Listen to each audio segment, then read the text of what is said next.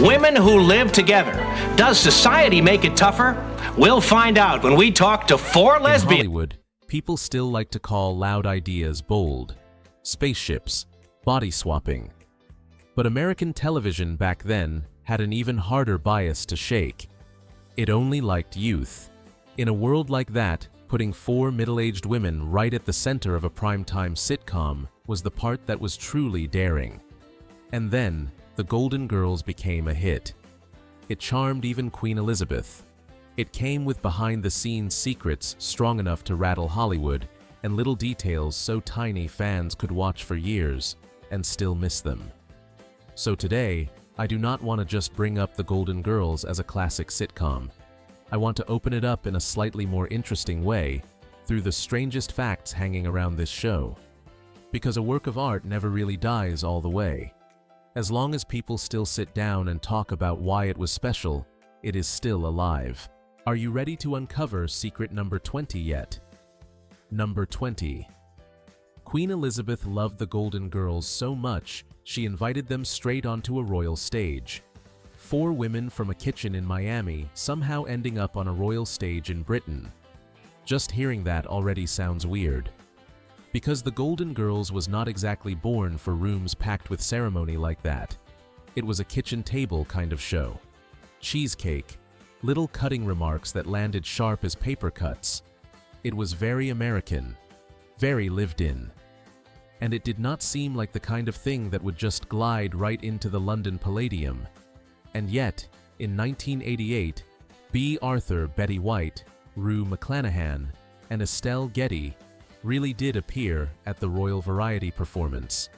They performed a special sketch with Ronnie Corbett, with that familiar back-and-forth rhythm from the show, and with that unmistakable Golden Girls energy lifted straight onto a stage, usually tied to royal formality. Betty White later said the group was told not to start a conversation first, and then, after the performance, the royal party came down to greet them. I love that detail. It is small, but it lights the whole story up. And that still is not the weirdest thing on today's list. You are going to be even more surprised when you hear the truth about the idea that created the Golden Girls. Number 19. A television legend started with a complaint. Hollywood loves acting like everything starts in some gleaming meeting room with a bunch of big shots in suits saying lines that sound like history is about to be made. This story is the complete opposite. And honestly, I like it a whole lot more. One old story says Brandon Tartikoff at NBC once went to visit his older aunt. She had a neighbor who was also her best friend. The two of them were not gentle in that framed print on the wall kind of way. They complained, they argued, they poked each other right where it hurt. Just hearing about them, you would think nobody could stand 5 minutes of it. But then, if you looked a little closer, you saw the thing keeping them together was stronger than all those harsh words. They loved each other. They understood each other. And they absolutely could not do without each other. That messy, real-life friction is the part I find so good. No sugary coating on top, no moral lesson. Just friendship in old age with all the annoyance, wit, and closeness younger people usually cannot write very well. And the funny part is, from an observation that tiny, they built a whole world out of it, one where even the kitchen table later had a logic all its own. Number 18. The strangest secret in the Golden Girls' kitchen. How many times have you looked at that kitchen table? Cheesecake stories about Saint Olaf, Blanche going on and on about some man in Atlanta, Sophia getting ready to throw out a line that makes the whole room pause, Dorothy sitting there with that look on her face where one raised eyebrow is enough to own the whole scene. Anybody who has watched The Golden Girls a lot remembers that kitchen the way you remember an old house. But there is one really strange thing sitting right there in plain sight that not everybody notices.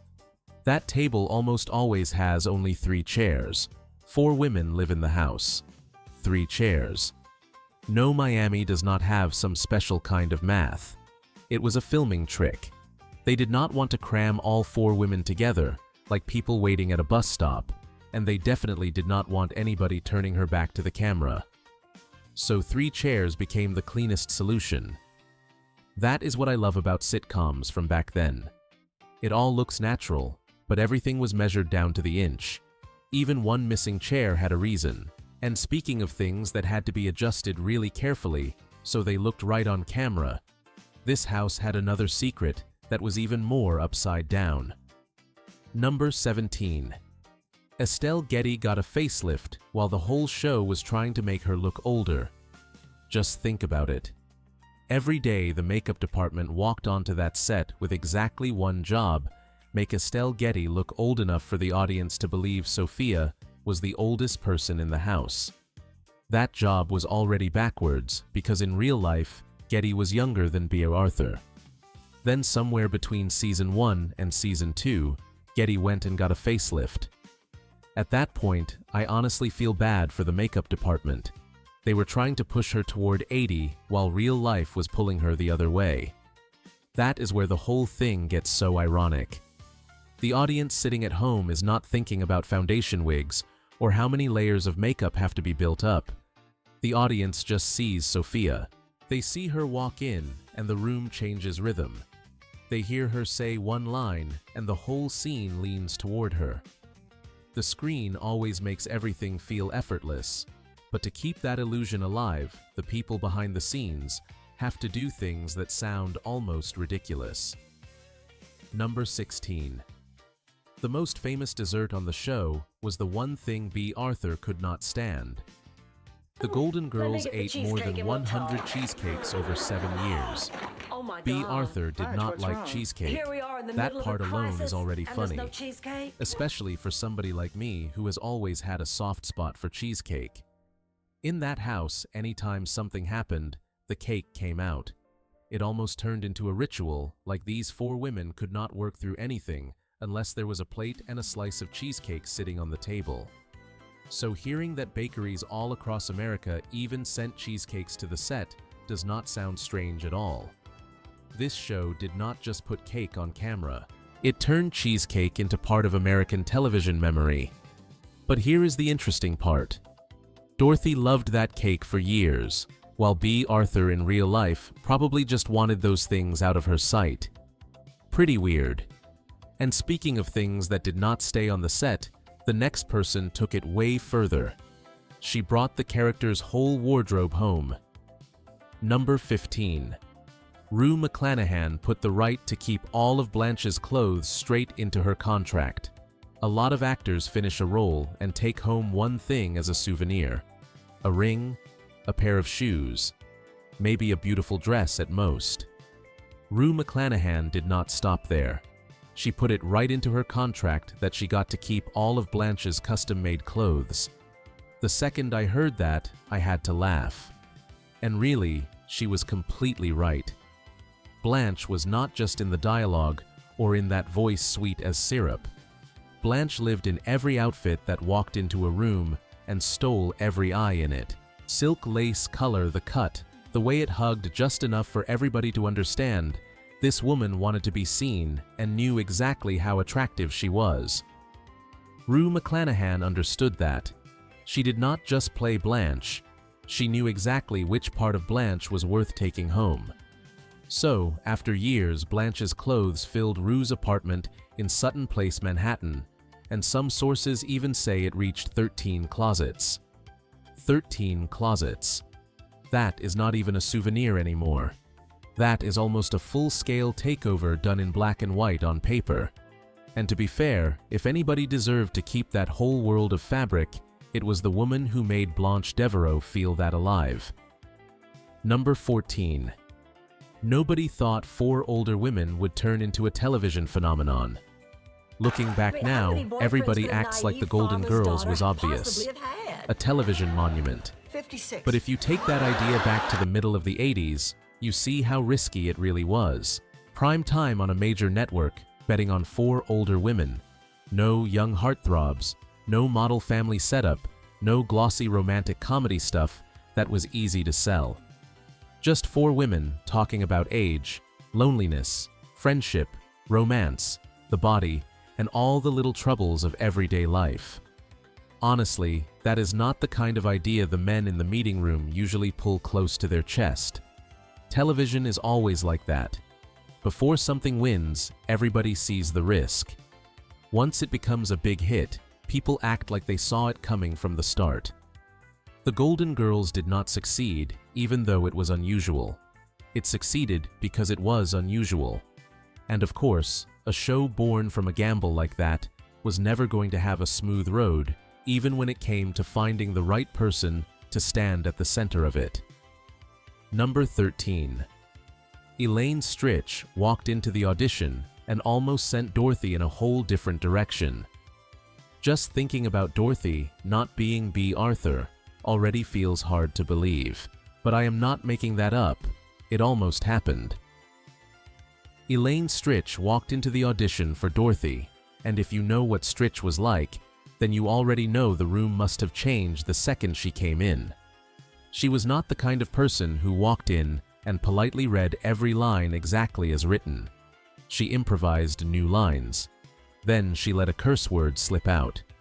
Just hearing that, you can already feel the charge in the room. The part I find interesting is not that she did not get the role. The interesting part is that if Elaine Stritch really had gotten it all, of the Golden Girls probably would have changed color. Dorothy would not have been the kind of character who only needed one raised eyebrow to tilt a whole scene her way. With Stritch, that role might have become rougher, louder, maybe even so strong it threw off the balance the show needed among those four women.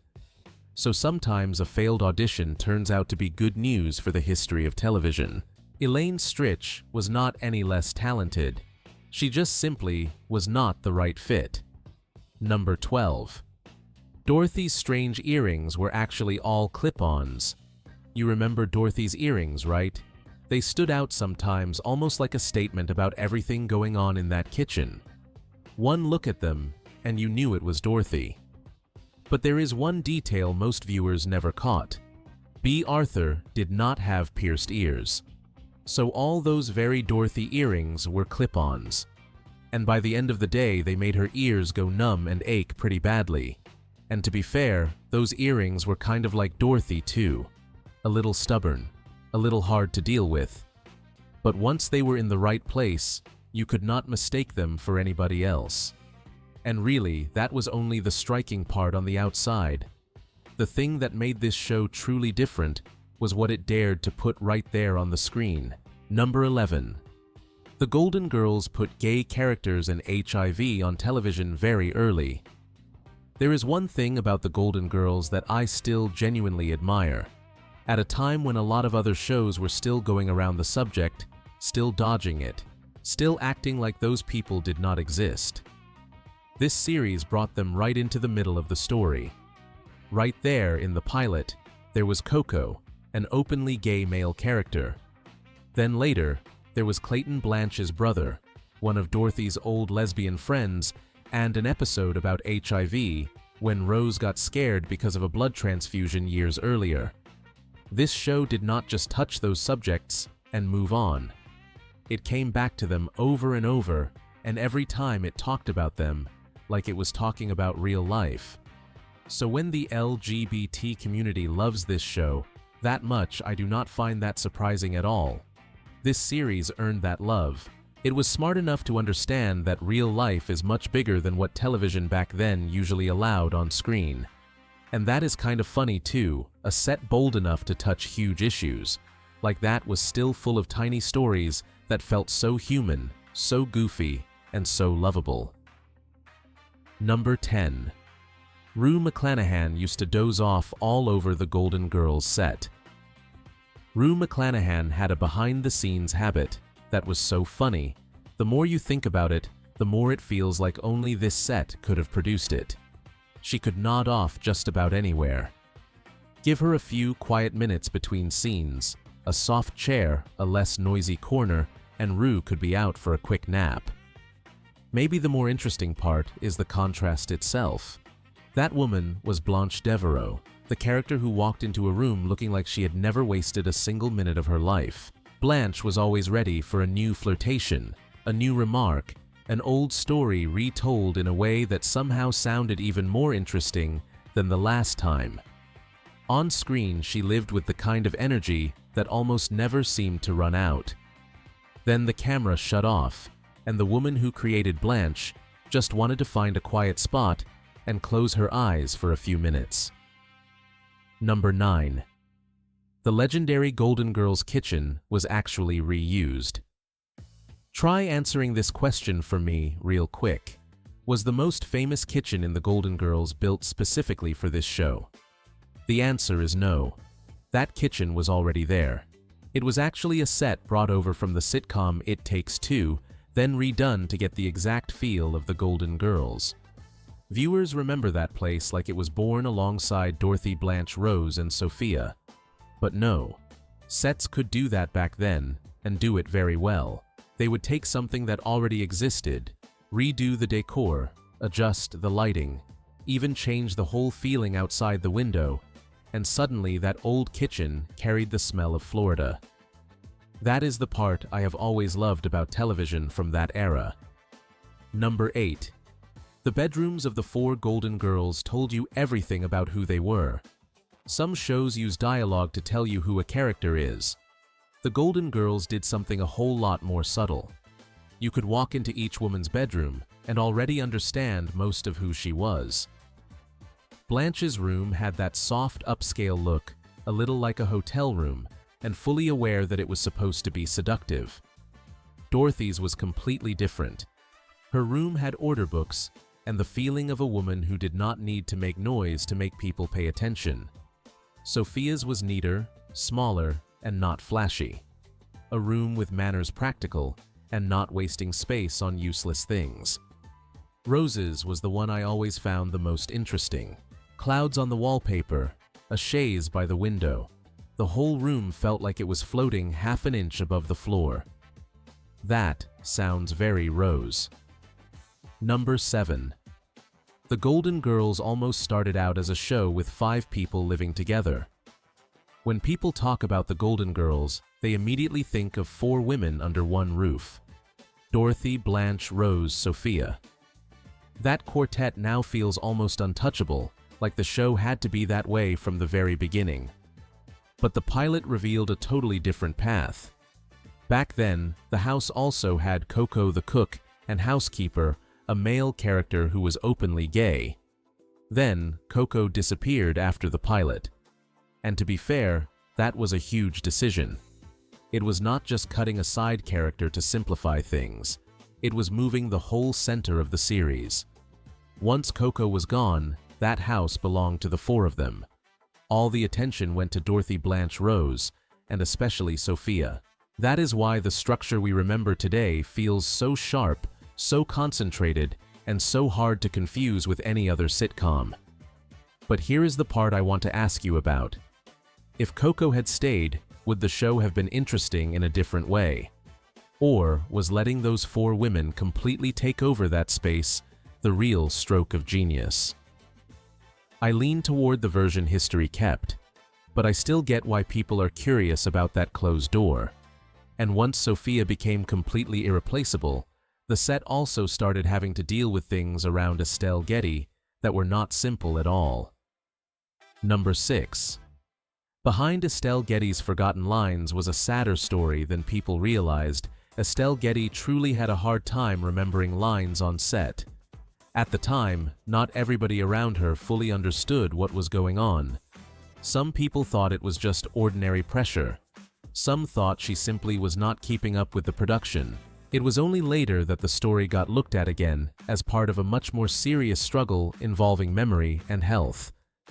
The part that makes people go quiet is not just that an actress forgot lines. That happens on every set sooner or later. The heavier part is that Getty still had to step out in front of the camera and keep Sophia perfectly on rhythm line by line. Stan Zimmerman later said Betty White would sometimes joke around with the audience to buy Getty a few extra seconds to catch her breath, while Bea Arthur did not like that kind of breaking character. It may sound small, but it shows a whole set trying to keep the scene standing while Estelle Getty was in the middle of very real pressure. Number 5. The woman who played Sophia was younger than Bea Arthur, and she was also the first to pass away.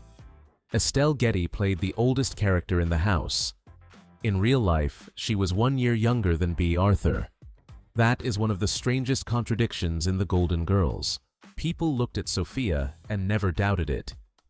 That woman could walk into any scene carrying the feeling that she had lived longer than everybody else in the room. It was not just the makeup, it was the way Estelle Getty looked at people paused between words and threw out a line like she had already seen every trick in the world. Then, time moved in a different direction. Estelle Getty was the first of the 4 leads to go. Bea Arthur followed after that. Rue McClanahan went next. Betty White was the one who stayed the longest right up to the end of 2021. Put those things side by side, and you really see how strange television can be. On screen, Sophia was always the oldest person in the house. In real life, that order looked completely different. Number 4. George Clooney took a role on The Golden Girls just to keep his health insurance. George Clooney once showed up on The Golden Girls, not because of any huge glamour. It is true the reason was simple: to keep his health insurance. Before he became a movie star, before he had that presence that made people believe he was born. For the big screen, he was just a young actor taking jobs because life called for it.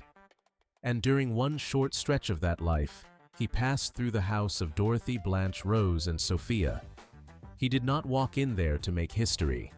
He walked in because this business sometimes does not give people the luxury of staying romantic for very long. Number 3.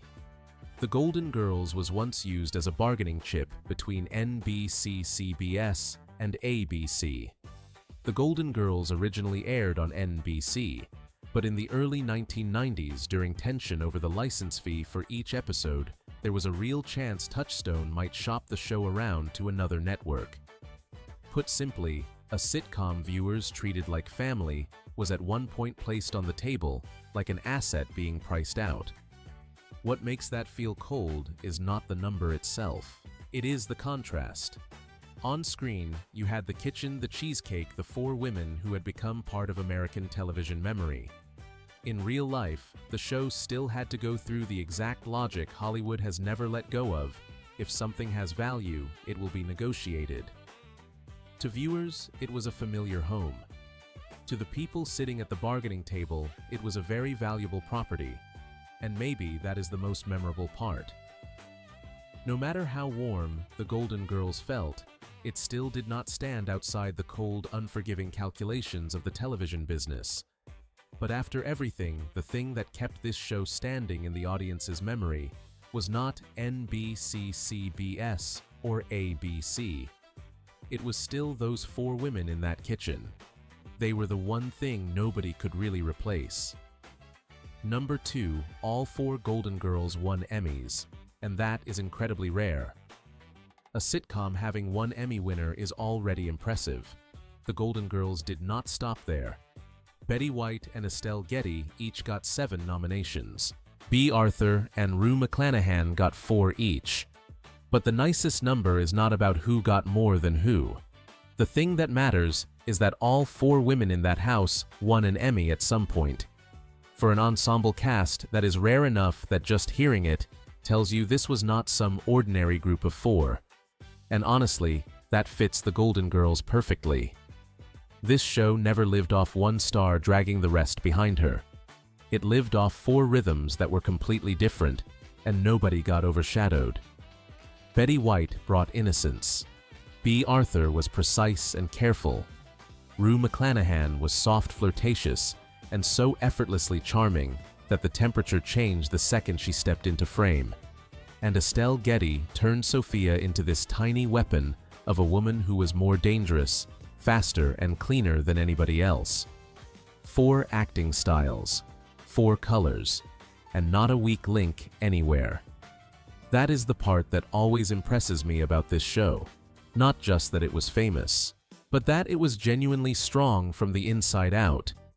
A lineup like that does not come along many times in a person's television watching life, and if you think all 4 of them winning Emmys was already the peak hold on. The last number on this list is the one that really closes the door. Number 1. 68 Emmy nominations turned the Golden Girls into a television monument. After all the weird, charming, ironic, and sometimes genuinely sad things, this show left behind, the thing standing still at the very end, is a number that does not need any extra decoration. The Golden Girls got 68 Emmy nominations over the course of its run. What gives that number weight is not just how big it is that this show never relied on glamour. It was built out of a kitchen, a few chairs, late-night conversations, and 4 older women talking to each other in a rhythm that was sharp and warm, at the same time in a way television rarely gets exactly right. And still, out of that small world, the Golden Girls kept getting called out by the industry again and again. Not for one season, not for one lucky break. Over and over, year after year. Some shows are loved because of nostalgia. Some are admired because of craftsmanship. The Golden Girls managed to be both. And maybe that is the best way to remember it. The Golden Girls was not just a hit show from the golden age of American television.